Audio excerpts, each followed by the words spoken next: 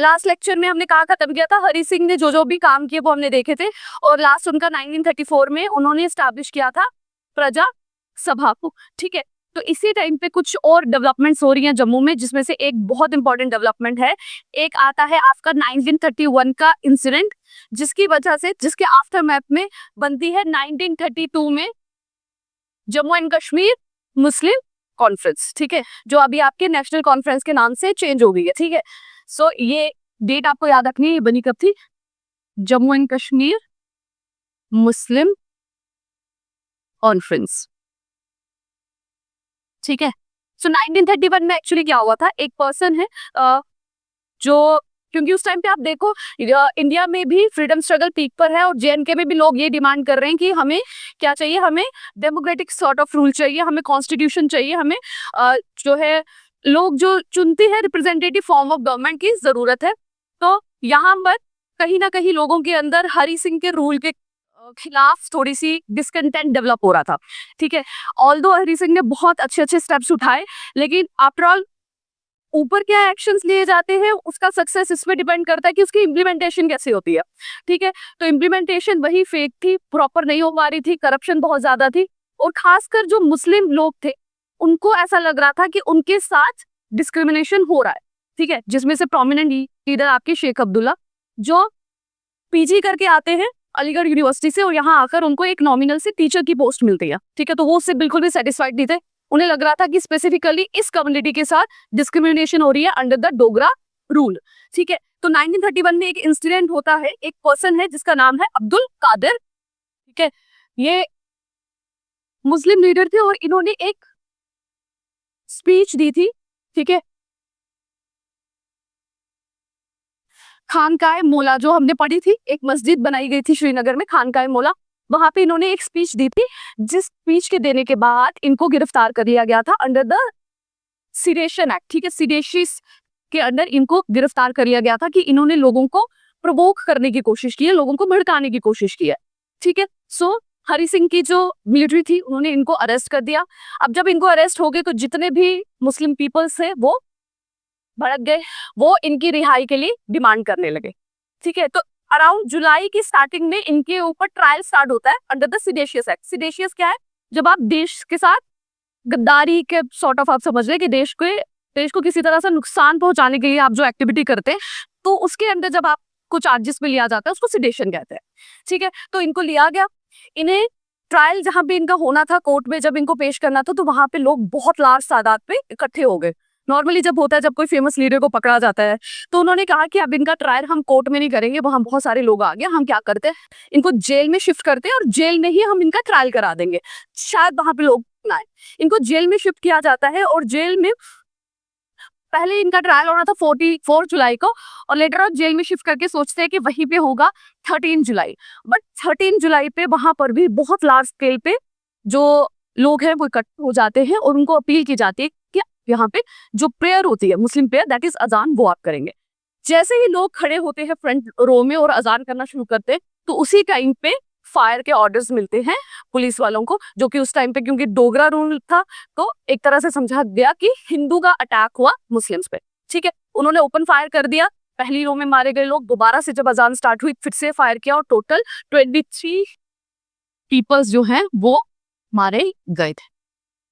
ठीक है, सो इसीलिए इस दिन को सेलिब्रेट किया जाता था, एज अ, याद किया जाता था, सेलिब्रेट तो नहीं कहेंगे, दैट इज उसको नहीं कहेंगे, मार्टिर्स डे, जिसको हटा दिया गया 2019 में, है ना। अभी तक हमेशा जुलाई 13 को छुट्टी हुआ करती थी जेएनके में। 2019 के बाद जब से 370 आर्टिकल हटाया, तब इसे बीजेपी गवर्नमेंट ने, अभी अभी आपने सुना भी होगा, रिसेंटली जो 13 जुलाई हुई थी उसमें बहुत ज्यादा सीन हुआ था, because chief minister Omar Abdullah को रोका गया, फारूक अब्दुल्ला को रोका गया, और वो आई थिंक वॉल को क्रॉस करके जा रहे थे।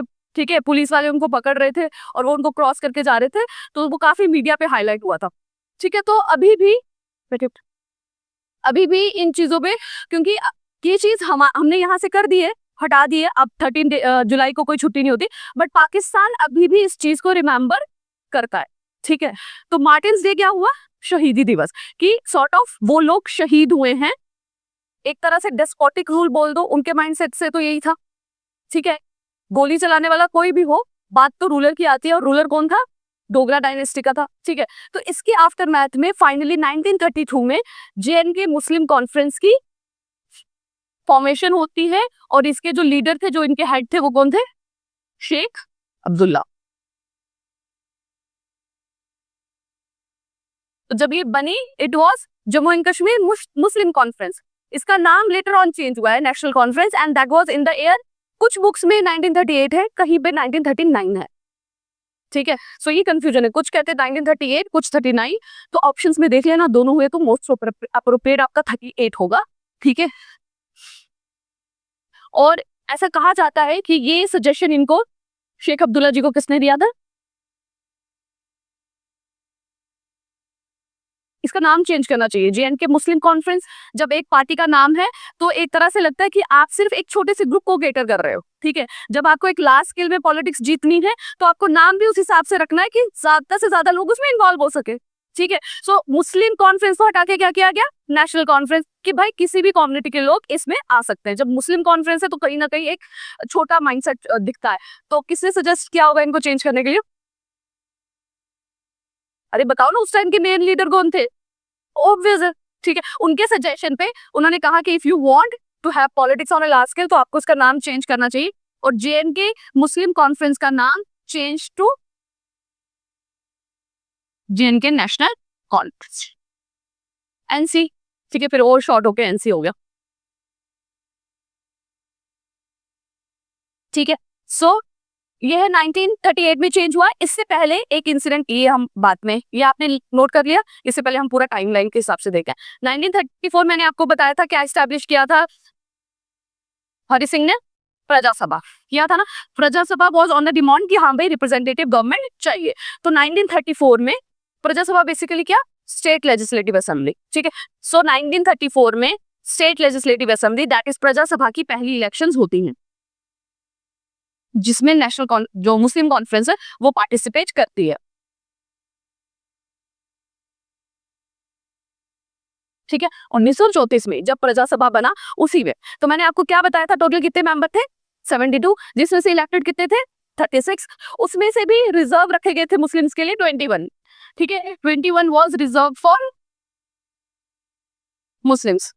ठीक है, इसमें से 16 जो है वो सीट्स मुस्लिम कॉन्फ्रेंस ने ही जीती थी।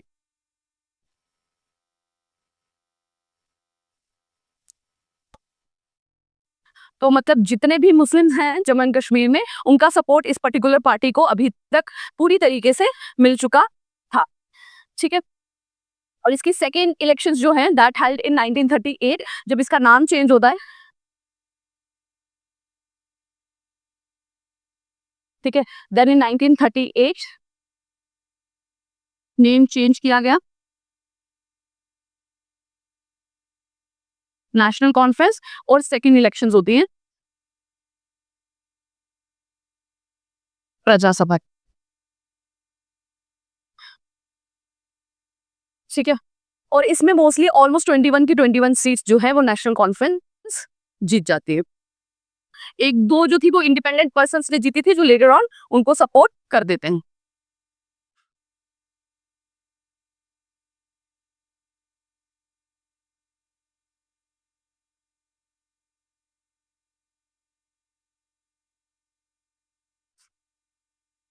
अब इसके अंदर भी 1938 में भी, अब आप इसके बाद में टाइप में देखोगे कि इंडियन फ्रीडम स्ट्रगल में क्या हो रहा है। 1940 में एक मेजर इवेंट होता है, that is direct action plan. ठीक है, जो पाकिस्तान रेजोल्यूशन अपने 1940 में पास हुआ था। ठीक है, उसी के दौरान नेशनल कॉन्फ्रेंस में भी थोड़ा सा रिफ्ट आ जाता है।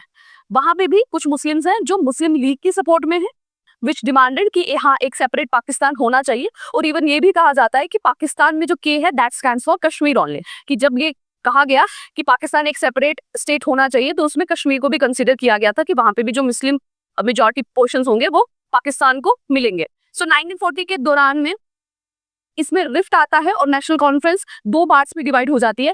इसमें जो मेन लीडर थे, इसके साथ शेख अब्दुल्ला जी के साथ एक और पर्सन का नाम आता है, वो भी आप नोट कर लो। ठीक है, अभी उनका नाम आएगा। एक थे Sheikh Abdullah, and second person was Chaudhary Ghulam Abbas. Abbas, ठीक है, चौधरी गुलाम अब्बास। किसी और कलर से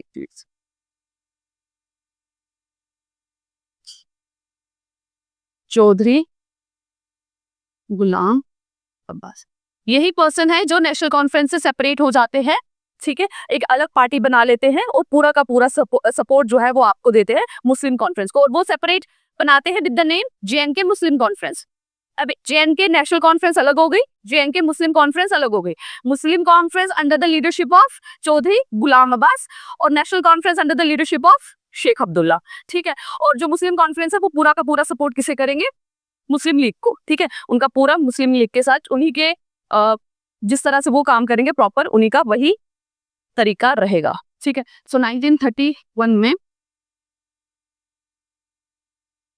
जेएनके नेशनल कॉन्फ्रेंस और जेएनके मुस्लिम कॉन्फ्रेंस दो पार्ट्स में डिवाइड हो जाती है।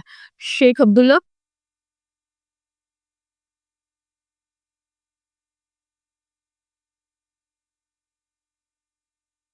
ठीक है, यही है सही, चौधरी गुलाम अब्बास, क्लियर है।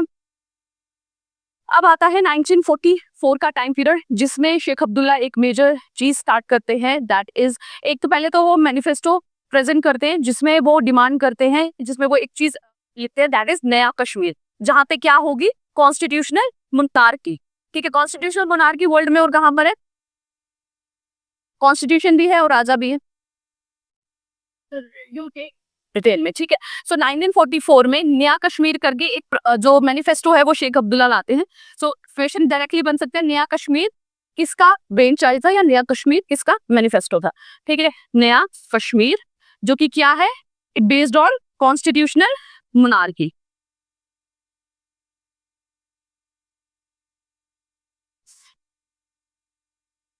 कि अब यहाँ पे भी on the line of Indian freedom struggle बात हो रही है कि यहाँ पे भी कॉन्स्टिट्यूशन बनाने की छूट दी जाए। अगर किंग ने रहना है वो रहे, बट गवर्नमेंट जो हो वो इलेक्टेड भी हो और कॉन्स्टिट्यूशन भी बने और वही डिसाइड करे कि कैसे पर्सन चुने जाएंगे और कैसे पर्सन आगे बढ़ेंगे, ठीक है। सो नया कश्मीर मैनिफेस्टो आया था। उसके बाद 1946 में क्या होता है इंडियन फ्रीडम स्ट्रगल में? 46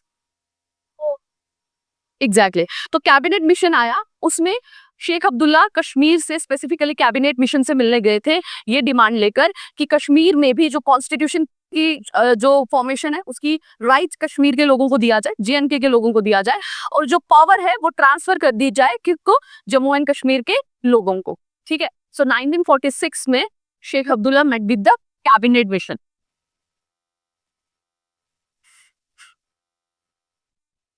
और डिमांड क्या कर रहे हैं?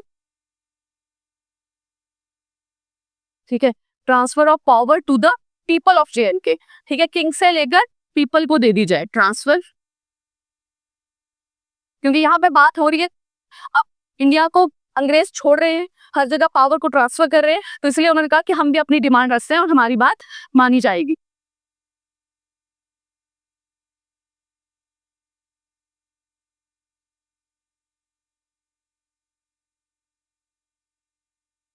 ठीक, बट इसके चलते हुए क्योंकि यहाँ पे आप अभी यहाँ पे ये जो जेएनके है that is a princely state, वो ब्रिटिश प्रोविंस तो है नहीं, आप अभी राजा वहां पर हैं, आप राजा के खिलाफ जाके ये डिमांड कर रहे हैं कि पीपल्स को ट्रांसफर कर दी जाए, तो ऑब्वियस है ये राजा के सम्मान के खिलाफ है। तो इनको कर लिया जाता है गिरफ्तार along with the other NC leaders, जितने भी नेशनल कॉन्फ्रेंस के लीडर्स हैं उन सबको गिरफ्तार कर लिया जाता है बाय द प्राइम मिनिस्टर। उनका नाम भी आपको याद रखना है, ये प्राइम मिनिस्टर थे ड्यूरिंग द जब भी इंस्ट्रूमेंट ऑफ असेशन से पहले वाले जो प्राइम मिनिस्टर है वो यही है, तो इनका नाम आपको ध्यान में रखना है। इन्होंने ही शेख अब्दुल्ला को अरेस्ट कराया और आगे जब आगे पॉलिटिकल एडवांसमेंट हम देखेंगे उसमें भी बहुत इंपॉर्टेंट रोल है। राम क्या नाम है? रामचंद्र का ठीक है, ये इनको अरेस्ट कर लेते शेख अब्दुल्ला को और बहुत सारे एनसी के लीडर्स को, ठीक है। जैसे ही इंडियन पॉलिटिकल लीडर नेहरू को ये पता चलता है तो वो इनको डिफेंड करने के लिए, because he was also a lawyer, उनको डिफेंड करने के लिए कश्मीर की तरफ रवाना होते हैं और जैसे ही वो पहुंचने वाले होते हैं उनको भी गिरफ्तार कर लिया जाता है और उन्हें फोर्स किया जाता है जम्मू एंड कश्मीर को लीव करने के लिए, ठीक है। सो 1946 में दो मेजर इंसिडेंट हुए, एक शेख अब्दुल्ला को अरेस्ट किया गया, ठीक है, और दूसरा नेहरू जी को अरेस्ट करके उनको फोर्स किया गया कि वो वापस लीव कर जाए, इनके इंटरनल मैटर्स में इंटरफियर ना करें, ठीक है। तो प्राइम मिनिस्टर कौन है उस टाइम पे? रामचंद्र का, ठीक है, फिर आता है 1947 का era, as we all know, जिसमें माउंटबेटन प्लान आया, जिसमें उन्होंने कहा कि इंडिया और पाकिस्तान दो डोमिनियंस बनेंगे और प्रिंसली स्टेट्स के पास पूरा फ्रीडम है, वो कहाँ जाना चाहती है। इसमें भी थोड़ा सा मुस्लिम लीग और नेहरू के बीच में कंफ्लिक्ट रहा, क्योंकि मुस्लिम लीग का ये कहना था कि जो प्रिंसली स्टेट्स है वहां के राजाओं से हमें पूछना चाहिए कि कहाँ जाना है। ठीक है, मतलब अगर कोई भी प्रिंसली स्टेट है, उसके राजा कहते हैं कि हमें इंडिया के साथ रहना है तो इंडिया के साथ रखो, वो कहते हैं हमें पाकिस्तान के साथ रहना है तो पाकिस्तान के साथ रहो। जबकि नेहरू का कहना ये था कि किंग से नहीं पूछना चाहिए, वहां की जनता से पूछना चाहिए, प्लेबिसाइट होना चाहिए। ठीक है, फाइनली कुछ लोग तो मान गए, 3 स्टेट्स जो है वो नहीं मानी। ठीक है, इसी इशू पे, जहां पे किंग एक तरफ जाना चाहते थे और जो जनरल पॉपुलेशन है वो दूसरी तरफ जाना चाहती थी, जिसमें आपका हैदराबाद है, जूनागढ़ है और जम्मू एंड कश्मीर है। जम्मू एंड कश्मीर में हरि सिंह ने ये डिसाइड किया कि हम कहीं पे भी नहीं जाएंगे, वी विल रिमेन इंडिपेंडेंट। ठीक है, इवन महात्मा गांधी ने भी उनको पूरा कन्विंस करने की कोशिश की थी कि आपको जो डर है कांग्रेस को लेकर, ठीक है, वो निकाल दो, आप ऑटोनॉमी हम पूरी देंगे, आप इंडिया के साथ मर्ज हो जाएं। लेकिन उन्हें लगा कि नहीं, it is better to safe independent, stay independent, ना जम्मू के साथ, ना इंडिया के साथ, ना पाकिस्तान के साथ, दोनों में ही तरफ जाने पर उनको खतरा है। फाइनली एक इंसिडेंट होता है जिसकी वजह से हरि सिंह को मजबूरी में इंडिया के साथ इंस्ट्रूमेंट ऑफ असेशन साइन करना पड़ता है, एंड दैट इज, क्या हुआ था जिसकी वजह से इंस्ट्रूमेंट ऑफ असेशन साइन हुआ था? जो अटैक हुआ था पाकिस्तान की तरफ से। जब इंडिया और पाकिस्तान डिवाइड हुए तो दोनों के बीच में एक एग्रीमेंट कह लो, या एक रिटर्न में तो नहीं बट एक फिक्स चीज हुई थी कि जो भी प्रिंसली स्टेट इंडिपेंडेंट रहने की डिमांड कर रही है उनको हम फोर्सफुली अपने अंदर नहीं मिलाएंगे अनटिल अनलेस वो खुद ये डिसाइड करें। ठीक है, तो जूनागढ़ तो हो गया था प्लेबिसाइड से, ठीक है, हैदराबाद भी हो गया उसमें, क्योंकि क्रैशेस होने लग पड़े थे। तो जेएनके में ये डिसाइड हुआ था क्योंकि वो दोनों के बॉर्डर के साथ लगता है, दोनों का जो रूट है इंपॉर्टेंट रूट बनता है दोनों का, तो दोनों ने ये डिसाइड किया था कि फोर्सफुली उस पर अटैक नहीं करेंगे। ठीक है, बट जैसे ही 1947 में फ्रीडम मिलती है, अक्टूबर के टाइम में आने तक पाकिस्तान की तरफ से इंडिया पे नहीं, जम्मू एंड कश्मीर पे अटैक हो जाता है। और जैसे ही अटैक होता है और हरि सिंह को ये पता चलता है, वो अपनी फोर्सेस भेजते हैं, बट किसी भी तरीके से वो उन्हें कंट्रोल करने में सक्सेसफुल नहीं होते हैं, and finally he demanded military action from Indian government. और जैसे वो इंडियन गवर्नमेंट से ये डिमांड करते हैं तो नेहरू जी एक कंडीशन रखते हैं, दैट इज आप इंस्ट्रूमेंट ऑफ असेशन साइन करें हमारे साथ, तो हम आपको पूरी की पूरी प्रोटेक्शन प्रोवाइड करेंगे। ठीक है, इंस्ट्रूमेंट ऑफ असेशन की जब बात हुई थी तब हरि सिंह ने ये बात भी कही थी कि हमें ऑटोनॉमी भी चाहिए, अगर हम, ठीक है, हम इंडिया के साथ मर्ज हो जाएंगे बट हमारे यहाँ के लोगों को ऑटोनॉमी चाहिए। तो ये बात कंसीडर की गई थी कि जब साइन होगा then we will keep in mind that point also. Finally instrument of accession sign होता है ऑन द डे 27 26 26 अक्टूबर, जिसको सेलिब्रेट भी किया जाता है सेशन डे की तरह।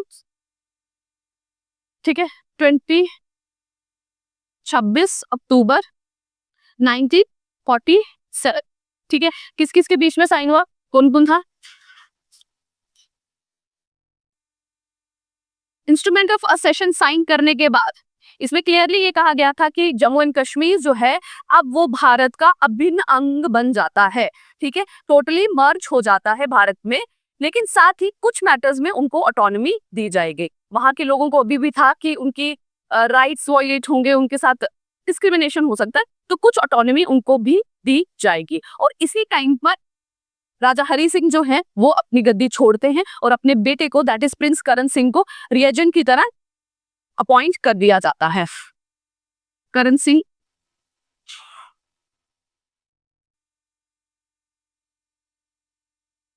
ठीक है, रेजिडेंट बोल दो कि एक राज दरबार का एक मेंबर उस हिसाब से। ठीक है,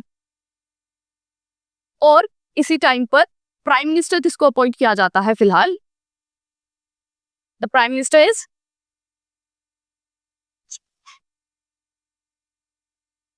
सॉरी अभी नहीं है, इस टाइम पे प्राइम मिनिस्टर कौन है?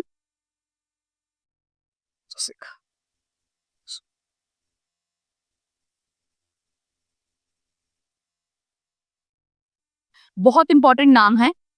ठीक है, इंडिपेंडेंस के बाद पहले प्राइम मिनिस्टर। ठीक है, महरचंद महाजन, और इन्हें रिक्वेस्ट किया गया था।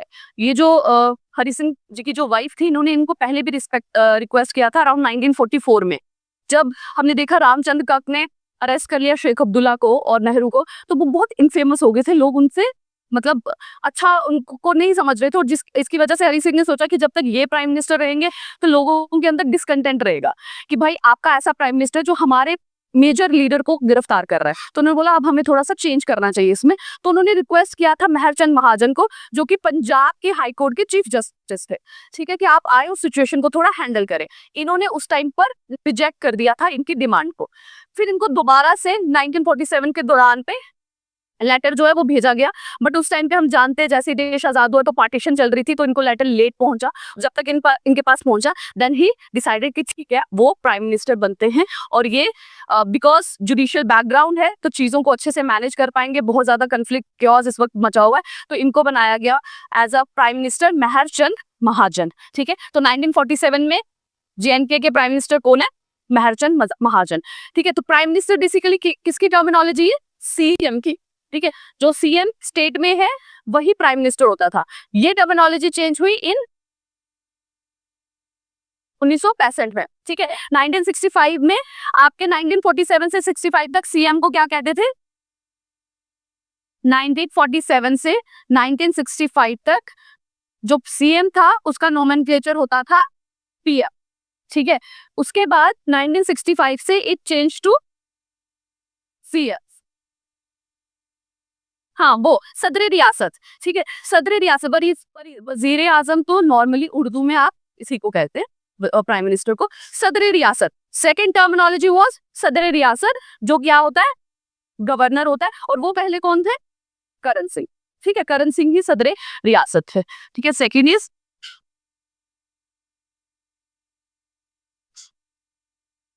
ठीक है, and first is Karan Singh,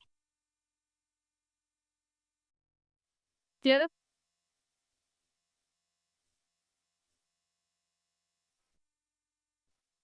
सो पहले प्राइम मिनिस्टर महरचंद महाजन है आजादी के बाद, 1947 के बाद, असेशन के बाद।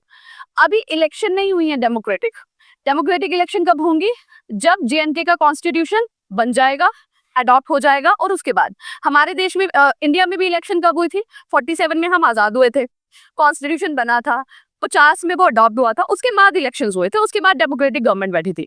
सिमिलरली यहाँ पे भी अब 1947 में जब इंस्ट्रूमेंटल सेशन साइन हो गया, देन एक इंटरिम गवर्नमेंट बिठाई जाती है, ठीक है। अब क्योंकि इंस्ट्रूमेंटल सेशन हो गया है, प्रिंस को हटा दिया गया, प्रिंस मतलब अब सिर्फ एक नॉमिनल हेड है, तो आपको कोई गवर्नमेंट चाहिए फिलहाल के लिए, जब तक आपका कॉन्स्टिट्यूशन नहीं बनता, जब तक इलेक्शन नहीं होती, तब तक आपको एक काम करने के लिए गवर्नमेंट चाहिए। सो एक इंटरिम गवर्नमेंट बिठाई जाती है, ठीक है। इंटरिम गवर्नमेंट बिठाई जाती है ऑन द डेट 5 मार्च 1948, 5 मार्च 1948, ठीक है। ये प्राइम मिनिस्टर कब है? 1947 में, ठीक है। 46-47 जब आपका इंस्ट्रूमेंट ऑफ असेशन साइन होता है। अब ये जो इंटरिम गवर्नमेंट बनी है, इंटरिम गवर्नमेंट में प्राइम मिनिस्टर किसको बनाया गया है? शेख अब्दुल्ला को, ठीक है।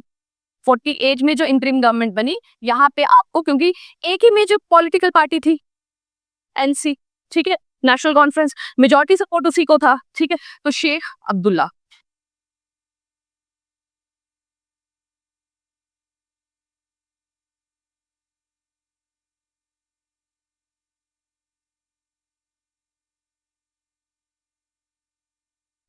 फाइनली डिमांड होती है कि कॉन्स्टिट्यूशन बनाना चाहिए, कॉन्स्टिट्यूशन की डिमांड, और कॉन्स्टिट्यूशन फाइनली आपका जो कॉन्स्टिट्यूएंट असेंबली है वो बनती है 1950 में, और उसकी पहली मीटिंग होती है 1951 में, ठीक है। कॉन्स्टिट्यूएंट असेंबली का जो रेजोल्यूशन पास होता है वो 1950 में होता है, ठीक है। सो रेजोल्यूशन पास होता है 1950 में, और उसकी पहली मीटिंग होती है 1951 में, बन के तैयार होता है 1957 में, ठीक है। तीनों साल ध्यान में रखना। 1950 में रेजोल्यूशन पास होगा, resolution passed for formation of Constituent Assembly, ठीक है। साल है 1950,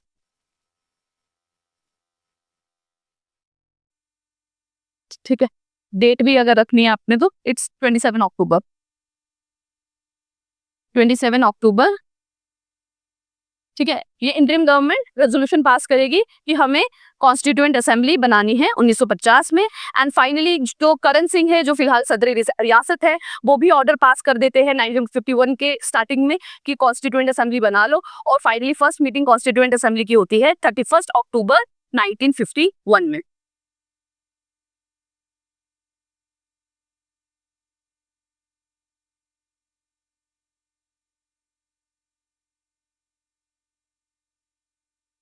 पहले इंटरिम गवर्नमेंट ने रेजोल्यूशन पास किया, ठीक है, जैसे रेजोल्यूशन पास होता है ना, यहाँ पे भी हुआ था कि स्टेटहुड हमें वापस चाहिए, तो असेंबली में रेजोल्यूशन पास हुआ कि हाँ सबका उसमें सबकी रजामंदी है, तो फिर वो जाके स्टेट के पास लेके जाएंगे अपनी डिमांड वगैरह। वैसे ही यहाँ रेजोल्यूशन पास हुआ, फिर सदर रियासत को दिया गया, सदर रियासत ने ऑर्डर इशू किया, ऑर्डर इशू करने के बाद पहली मीटिंग हुई और फाइनली कॉन्स्टिट्यूशन आपका बन गया 1957 में। ठीक है, ओके।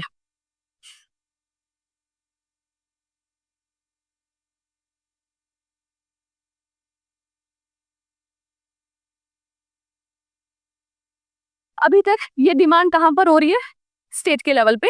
सेंटर ने अभी इसमें अपनी जो स्टैंप है वो नहीं लगाई है। सेंटर अपनी स्टैंप लगा दी है 1952 में अंडर द प्रेसिडेंशियल ऑर्डर। ठीक है, उसे कहा जाता है दिल्ली एग्रीमेंट। दिल्ली एग्रीमेंट, ठीक है। पहली मीटिंग बैठ गई, अब सेंटर की तरफ से भी चाहिए उनका अप्रूवल। ठीक है, सो दिल्ली एग्रीमेंट होता है किस किस के बीच में? नेहरू एंड शेख अब्दुल्ला। ठीक है, इनके बीच में होता है और सेंटर मानता है कि स्पेसिफिक पोजीशन दी जाएगी टू द जेएनके। जो स्पेशल स्टेटस है वो जेएनके को दिया जाएगा। पोजीशन लिखो, स्टेटस लिखो, दोनों एक ही बात है। ठीक है, सो 1952 में दिल्ली एग्रीमेंट में ये रजामंदी होती है सेंटर की कि स्पेशल स्टेटस जेएनके को दिया जाएगा। कॉन्स्टिट्यूशन में कुछ चेंजेस लाए जाएंगे और जम्मू एंड कश्मीर को कुछ लेवल की ऑटोनॉमी दी जाएगी।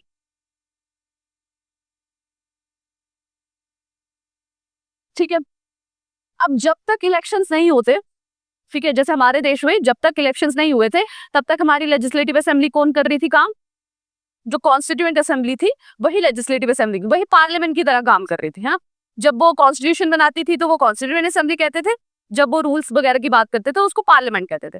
है ना, 47 में हम आजाद हुए, 52 तक कॉन्स्टिट्यूएंट असेंबली ही हमारा पार्लियामेंट रही। उसी तरह जब तक यहाँ पे कॉन्स्टिट्यूशन अडॉप्ट नहीं हुआ तो यहाँ पे जो गवर्नमेंट है that is constituent assembly only, उसी के पास सारी पावर थी। ठीक है, ये लिखा गया था, ये सारी पावर उसी के पास थी। तो 1954 में जेएनके की कॉन्स्टिट्यूएंट असेंबली रेटिफाइड करती है, इंस्ट्रूमेंट ऑफ असेशन राजा के बीच में साइन हुआ है, अभी इलेक्टेड गवर्नमेंट ने उसे नहीं माना है। तो 1954 में वो रेटिफाई करते हैं कि finally Jammu and Kashmir become the integral part of India. ठीक है, so it ratified the accession of JNK to India. ठीक है, तो पूरा लीगली जब आपको कोई चीज करनी हो तो पूरी प्रोसेस से प्रोटोकॉल को फॉलो करके करनी पड़ती है, क्योंकि कहीं पे भी एक लूप होल रह जाए तो प्रॉब्लम्स बन जाती है। ठीक है, अगर ये चीज नहीं हुई होती तो अभी ये मुद्दा बड़े आसानी से उठ सकता था कि राजा तो मर गए, उन्होंने किया था, अब हम असेशन नहीं मानते।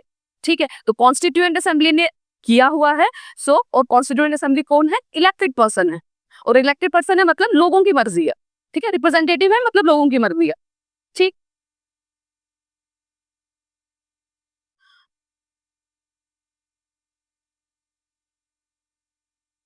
क्लियर है यहाँ तक?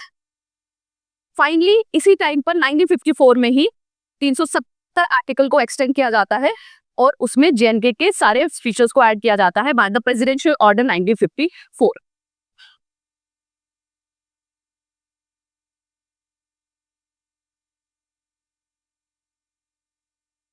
ठीक है, 1952 में सेंटर ने ये माना कि specific status, special status JNK को दिया जाएगा। और वो स्टेटस कब दिया गया? 1954 में बाय प्रेसिडेंशियल ऑर्डर, जिसमें आर्टिकल 370 को एक्सटेंड किया गया अप टू आर्टिकल 370 में जितने भी मेजर फीचर्स है जो जेएनके को स्पेशल स्टेटस देते थे वो किया गया और उसको एक्सटेंड किया गया टू इंक्लूड जेएनके।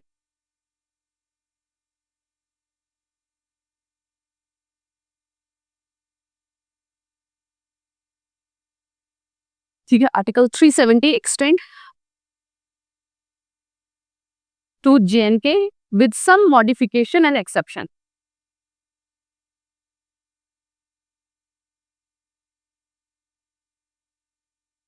और मॉडिफिकेशन एंड एक्सेप्शन सारी कॉन्स्टिट्यूशन ऑफ JNK ने डिसाइड की। और ये 370 आर्टिकल बनाया किसने, इसके सारे प्रोविजंस बनाए किसने, शेख अब्दुल्ला। ठीक है, this article was created bye, ये जो भी मॉडिफिकेशन एक्सेप्शन और इस तरह से होना चाहिए, that was created by, it was a brain child of Sheikh Abdullah. Clear है? सो 1954 में प्रेसिडेंशियल ऑर्डर के थ्रू इंडिया का कॉन्स्टिट्यूशन अप्लाई हो गया JNK के कॉन्स्टिट्यूशन में with some modification and exception, जिसमें स्पेसिफिकली ये भी कहा गया कि डिफेंस, कम्युनिकेशन और फॉरेन अफेयर्स हमेशा सेंटर के हाथ में रहेंगे, और बाकी चीजों में लैंड हो या बाकी इंटरनल मैटर्स हो, वहां पे JNK की अपनी ऑटोनॉमी रहेगी, अपना स्पेसिफिक स्टेट सब्जेक्ट रहेगा, अपना कॉन्स्टिट्यूशन रहेगा, अपना फ्लैग रहेगा। तो काफी हद तक उनको ऑटोनॉमी ये दी गई थी। फाइनली कॉन्स्टिट्यूशन 1957 में अडॉप्ट होता है, बनके तैयार होता है, और उसके फिर इलेक्शंस होते हैं। JNK constitution came into force in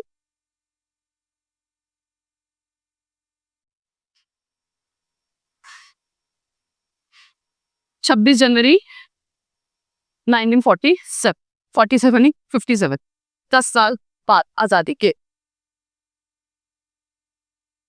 ठीक है, और इसी के बाद पहली इलेक्शंस होती हैं, पहली रेगुलर इलेक्शंस होती हैं JNK की। ठीक है, और इसके सेक्शन 3 में स्पेसिफिकली ये मेंशन था कि JNK is a integral part of India.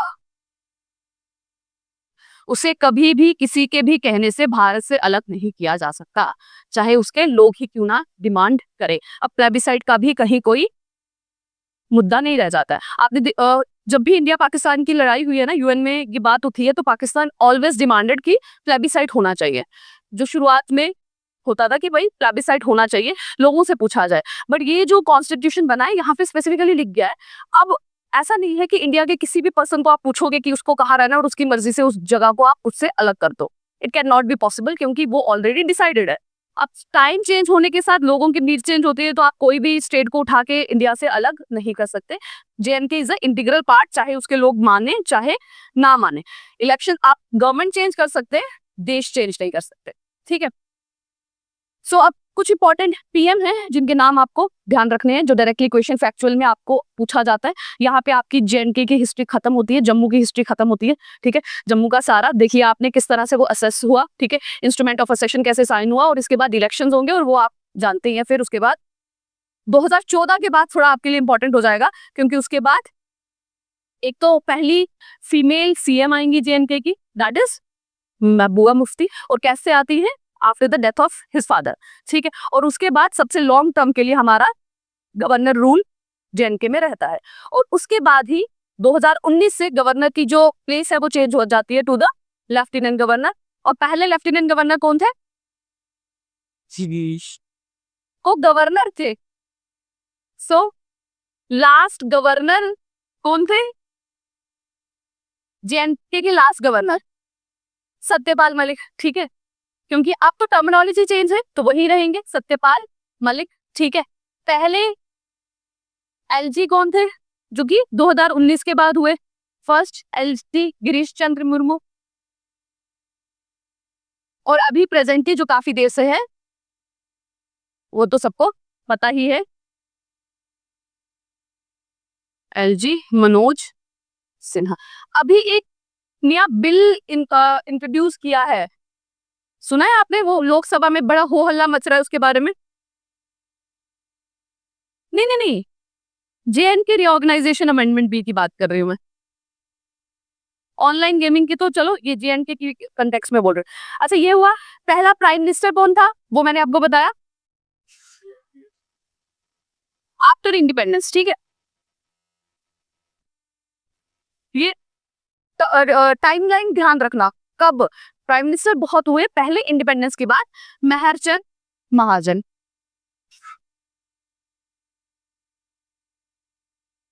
ठीक है, उसके बाद जब टर्मिनोलॉजी चेंज होती है, अच्छा इसके बाद फिर कौन बने, जब इंटरिम गवर्नमेंट बैठी, शेख अब्दुल्ला। ठीक है। इसके बाद हुए आपके शेख अब्दुल्ला। देन जब इलेक्शंस हुए 1957 के अराउंड, इलेक्शन के बाद जो पहले पीएम बने थे that was Bakshi Ghulam Mohammad.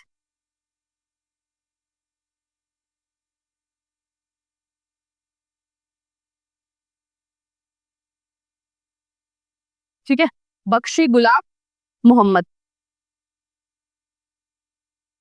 First PM after election.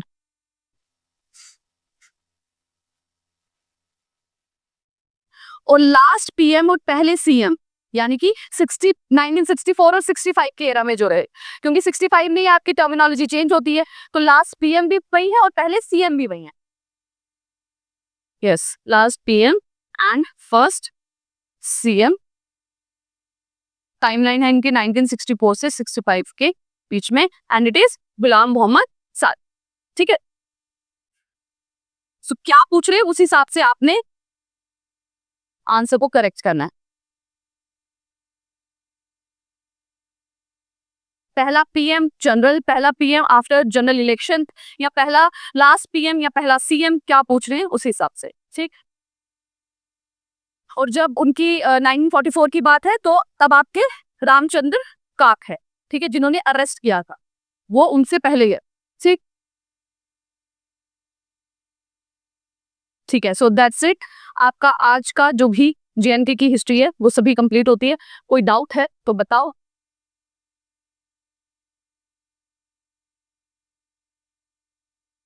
ठीक है, सो हमने जेएनके की हिस्ट्री में देखा, आज स्टार्ट किया था हमने फ्रॉम द 1931।